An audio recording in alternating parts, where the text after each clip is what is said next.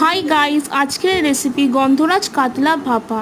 প্রথমেই নিয়ে নিলাম জেস্ট, সর্ষে পোস্ত বাটা, আদা রসুন বাটা, গন্ধরাজ লেবুর রস, নুন, সর্ষের তেল।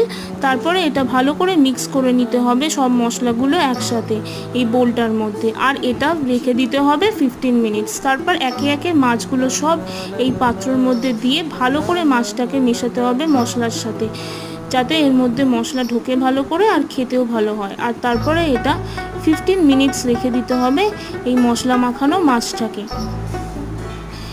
নেক্সট এর মধ্যে দিয়ে দিতে হবে হচ্ছে কাঁচা লঙ্কা দিয়ে তারপরে এর মধ্যে দিয়ে দিতে হবে সর্ষের তেল, গন্ধরাজ লেবুর কুচি দিয়ে আমরা মাছটাকে ঢাকা রেখে দিলাম।